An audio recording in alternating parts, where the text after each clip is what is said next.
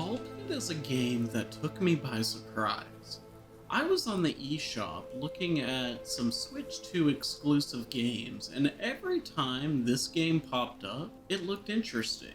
It was pretty cheap, so I decided to take the plunge, and with it being that cheap, I figured I would get a good afternoon or two out of it.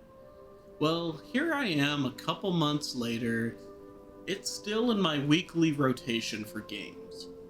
It's a roguelike with elements of Pong, base building, and a wide variety of characters and balls to keep up with.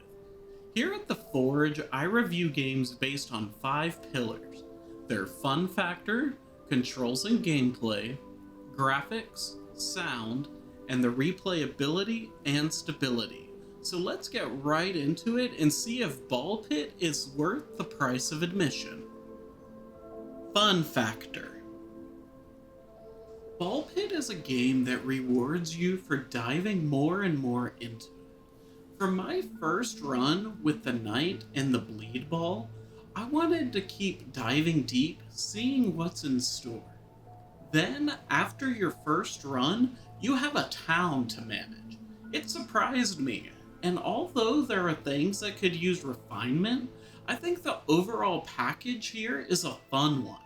It has stayed installed on my Switch 2 since its purchase, so I do keep coming back to it, but we'll talk a bit more about that in the replayability section. Here I want to give Ball Pit an 8, a very fun game that's simple to get into, but still offers challenge and experimentation to keep you coming back. Controls and gameplay.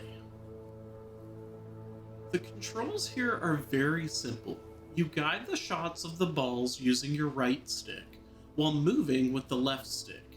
The hitboxes on your character are pretty small. There were instances I thought I would get hit, but never took damage, so moving around is pretty advantageous. You can stop firing at any time by pressing the X button here on the Switch, but I kept auto fire on for most of my runs. You can also change the speed of how fast the run is going at any time by using the bumper buttons on your controller. The gameplay here is divided into 2 sections, the runs and the town.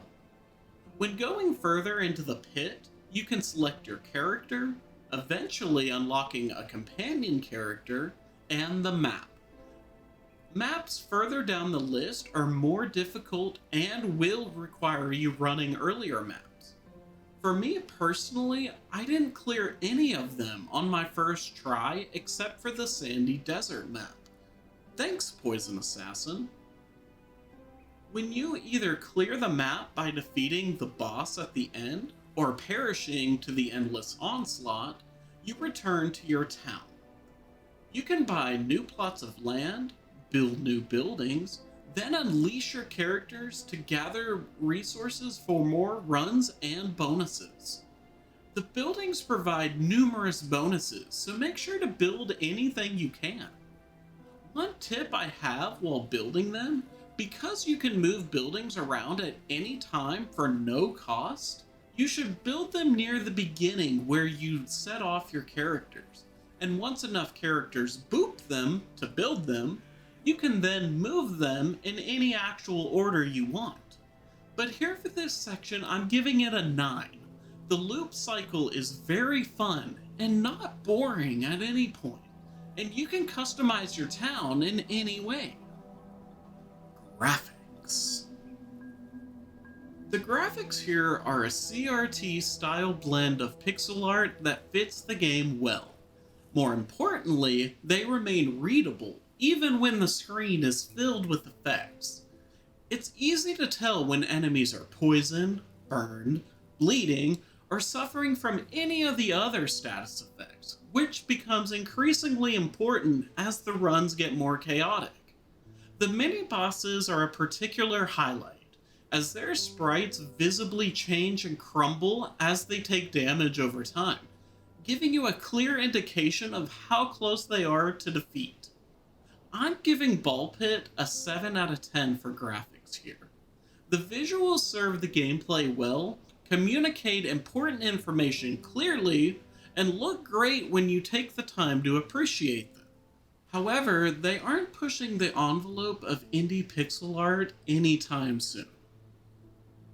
Sound. The sound design in this game does its job well. From the sound effects of the balls and status effects, to the music on each stage and in the town, nothing feels like it overstays its welcome. Each area has its own musical identity, from the spooky haunted forest to desolate winter wastelands. The tracks fit their environments well. Even simple actions like collecting gold, gems, and other resources have satisfying audio feedback with their clinking.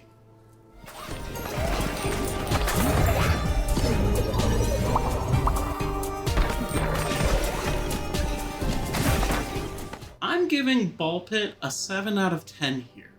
The sound design supports the gameplay perfectly, but none of the tracks really stuck with me after I put the game down for the day.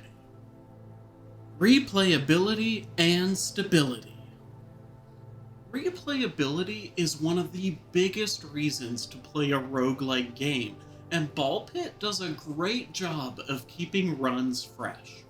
There are no guarantees on what balls, upgrades, or fusions you'll receive, so every run feels different. The thrill of discovering a powerful combination and seeing how far it can carry you is what keeps me coming back week after week. One of Ball Pit's biggest strengths is how quickly you can jump in and out. Most runs only take between 10 and 20 minutes, making it easy to squeeze in a run during a short break or commute. More often than not, I'd finish one run and immediately find myself starting another. My biggest criticism here is that the game does become noticeably easier as you unlock more upgrades, buildings, and characters. Some later upgrades and character options can become incredibly powerful, reducing a lot of the challenge from earlier runs. Despite that, I still found myself returning to the game months after buying it. Stability was never an issue during my time with Ball Pit. I've never experienced a crash or major technical problem. I'm giving replayability and stability a 9 out of 10 here. While the difficulty curve softens over time, the variety of builds and quick run length kept pulling me back for one more run time and time again. I think Ball Pit is an excellent game at a price point that feels like it respects players.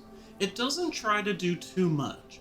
You play a Pong-like brick breaker game that gets crazier each run and upgrade, and then try to build more to last longer on your future runs.